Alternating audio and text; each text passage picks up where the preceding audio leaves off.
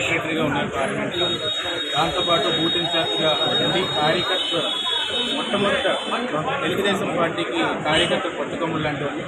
అలాంటి కార్యకర్తల్ని కుటుంబంగా నేను చూసుకుంటాను. లోకేష్ గారు ఎప్పుడు కూడా చెప్పడం జరుగుతుంది.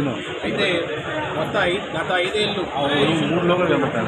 మెంబర్షిప్లో కూడా టాప్లో నిలిచి, భవిష్యత్ గ్యారంటీ కార్యక్రమంలో కూడా టాప్లో నిలిచి, ఎప్పుడు కూడా ఒక స్ట్రాంగ్ ఫాలోవర్గా, నిజాయితీ అని ఫాలోవర్గా ఈరోజు టీడీపీకి నిలిచిన వ్యక్తి వెంకటేష్ గారు. ఇలా చేసుకున్నట్టునే అటెంప్ట్ చేసి నాకు తెలిసినట్టునే లోకేష్ గారు చాలా బాధపడి వెంటనే ఇమీడియట్గా ఆయన ఆఫీస్లో ఉన్న యంత్రాంగాన్ని మొత్తం కూడా కదిలించి వెంటనే ఎక్కడ జాయిన్ చేస్తున్నారు, హాస్పిటల్ డాక్టర్ గారితో మాట్లాడాలి ఏంటి అని అంటే, మల్లికార్జున్ గారు డాక్టర్ గారు ఆయన చేతితోటి ఈరోజు వెంకటేష్ గారిని ఎలా బాగుపరిచారంటే నిజంగా అప్రిషియేట్ చేయాలి డాక్టర్ గారికి.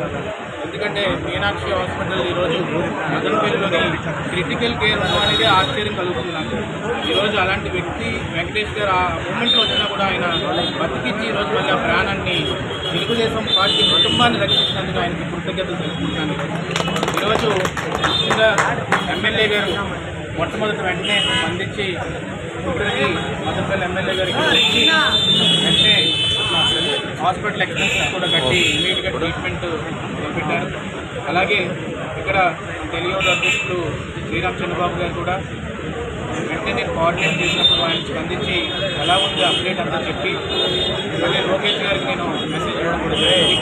అందుకనే ఎమ్మెల్యే గారు సన్ కూడా ఫస్ట్ నుంచి కూడా ఫాలోఅప్ చేస్తారు, ఎలా బతికించుకోవాలి వెంకటేష్ గారిని అని చెప్పి ఈరోజు అందరూ ప్రయత్నించడం అనేది వాళ్ళందరికీ హృదయపూర్వక కృతజ్ఞతలు తెలుపుతున్నాను. ముఖ్యంగా ఈరోజు నేను రావడానికి కారణం ఏంటంటే, నేను రాష్ట్ర జనరల్ సెక్రటరీగా నా పేరు చింతకాయలు విజయ్, మెయిన్ ఐటీడీపీ కోఆర్డినేటర్ కూడా నాకు చంద్రబాబు నాయుడు గారు అప్పుడు నియమించడం జరిగింది. ఇక్కడ వెంకటేష్ గారిని నేను ఎప్పటి నుంచో కూడా ఆయన ఫాలో అవుతూ ముందుకు తీసుకెళ్తున్నాం.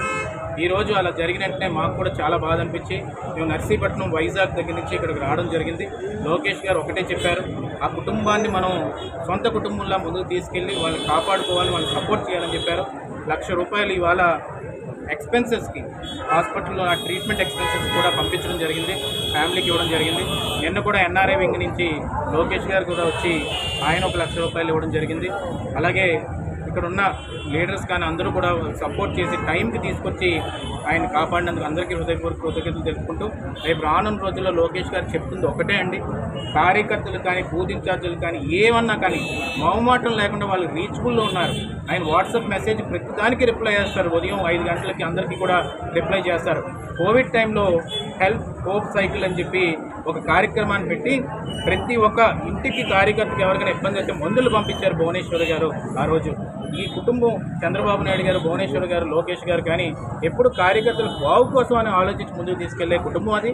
అందుకే నేను కార్యకర్తలందరినీ రిక్వెస్ట్ చేస్తుంది ఏంటంటే, లోకేష్ గారు ఒకటే చెప్తుంది, మీకు ఏమన్నా సమస్య ఉంటే ఒక మెసేజ్ కొట్టండి, కానీ ఏదన్నా ఇలాంటి ఆలోచనలు మానేసేయండి.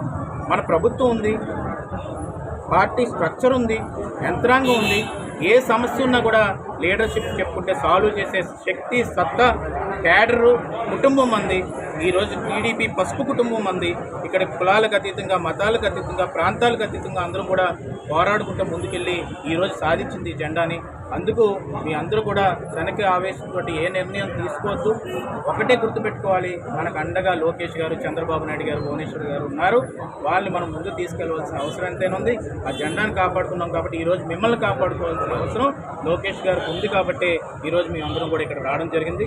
రేపు రానున్న రోజుల్లో ఆ ముగ్గురు పిల్లలను కూడా ఎన్టీఆర్ ట్రస్ట్ తరఫు నుంచి కూడా లోకేష్ గారు సపోర్ట్ చేసి ముందుకు తీసుకెళ్తారు. అలాగే ఉపాధి కల్పించి వైఫ్ కానీ అన్ని విధాలుగా కూడా ఆదుకొని ఆ కుటుంబాన్ని అండగా ఉండే బాధ్యత మేము తీసుకుంటామని చెప్పి సందర్భంగా సవినీయంగా మనం చేసుకుంటూ మీనాక్షి హాస్పిటల్ వారికి కానీ మల్లికార్జున